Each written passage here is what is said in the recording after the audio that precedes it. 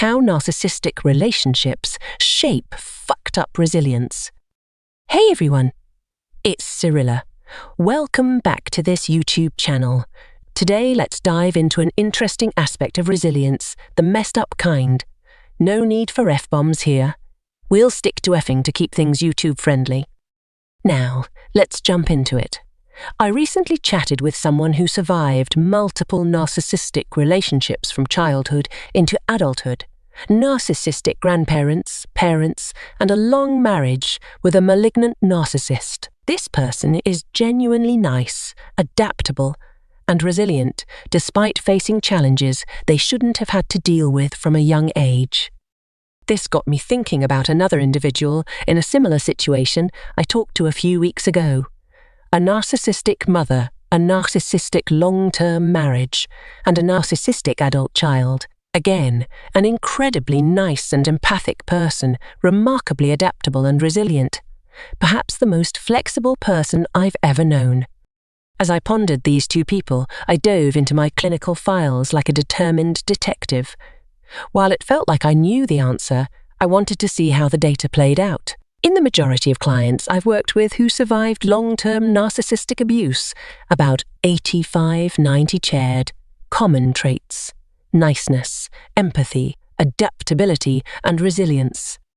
Reflecting on the life of the survivor of multiple narcissistic relationships, I couldn't help but acknowledge the hardships post-divorce from a malignant narcissist, post-separation abuse, significant financial setbacks, you name it. Yet, despite it all, she kept trying to make her life work. When faced with difficult people, she made it work. When things needed a workaround, it wasn't always easy, but she had almost no choice. No significant help from people she encountered.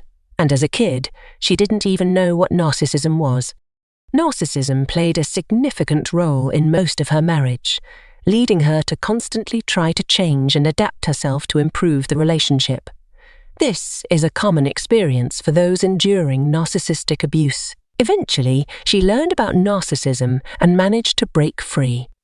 Talking to her made it clear she possesses extraordinary resilience, a remarkable strength shared by many survivors of such relationships. However, it struck me as a profoundly messed up kind of resilience. Even today, she and many others who've navigated toxic relationships continue to find workarounds to cope with the lasting effects. Survivors often end up in tough spots because their usual support systems, parents, family, were nowhere to be found. They had to figure out everything alone, from school stuff to dealing with emotions and handling narcissistic. The adaptability, flexibility, and resilience they developed were impressive, but the situation wasn't great. This messed up resilience meant doing everything solo because help was rare. It meant being super flexible, as narcissistic individuals often threw curveballs. They had to master emotional regulation because disappointment was an everyday thing. Despite not getting any praise from the narcissistic folks, they kept going, trying their best. These individuals learned that their close ones wouldn't comfort them in tough times, so they sought support elsewhere, maybe through therapy. As a mental health pro, I want to highlight that resilience is a big plus. It's linked to better health, success, and overall improved functioning. Resilience includes flexibility, problem-solving skills, stress management. Despite tough situations, survivors show incredible strength in their journey of resilience. Resilient people are like cheerleaders, lifting others up.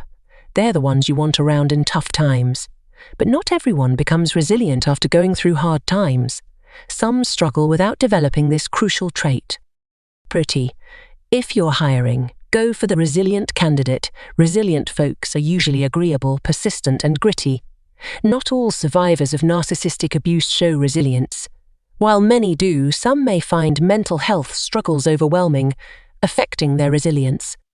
Resilience development depends on various factors: how severe, consistent, and inescapable the abuse was, other traumas, mental health issues, and the support a person has. Temperament plays a role too. Resilience from chronic narcissistic abuse is messed up. It means always pleasing others, having backup plans, and living with constant disappointment. It's resilience, but with a hefty side of grief. When working with survivors, I often have to remind them of their resilience, even if they don't see it.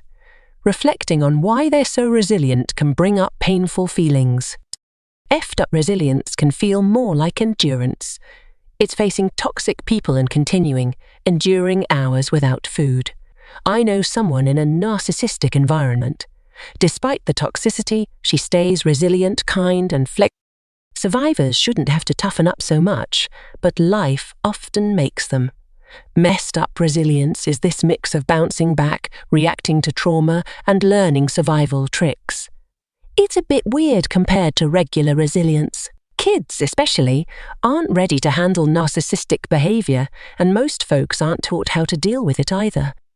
Even as that kid grows up, they might not realize that their flexibility, agreeableness, and adaptability are part of the resilience they built dealing with the disappointments caused by narcissistic abuse. But oddly, this resilience that's usually a good thing becomes a problem in adulthood when facing narcissistic folks.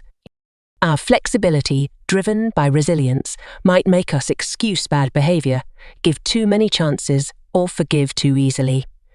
We might change a lot for toxic people without thinking twice. Resilience is good for us, but in narcissistic relationships, it gets tricky unless we get what narcissism is about. Messed up resilience, born from surviving narcissistic abuse, can turn into a cool gift. It becomes a flexibility that pushes you to go after your goals hard. It helps you be a great friend to healthy folks and adds to your... But it's super important to know when to step back from toxic people. Resilience isn't about putting up with toxicity, but about being smart and handling stress well. Many survivors keep this unique ability to roll with the punches, get back up, and keep going after narcissistic abuse. Even after leaving those relationships, their resilience sticks around, taking on a new adaptability you don't see in others. These survivors are the kind of people you want to be around because they handle things so well. On the other hand, messed up resilience might make it hard to speak up for what you need. Always going with the flow can stop you from saying no when you need to. Healing means finding your voice and saying no sometimes. Despite the challenges, the messed up resilient survivors is a quality you can use, especially as you get older.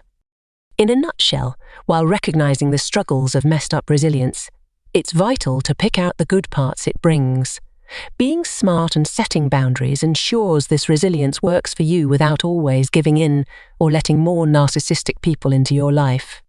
Thanks for hanging out, and catch you in the next video. Adios.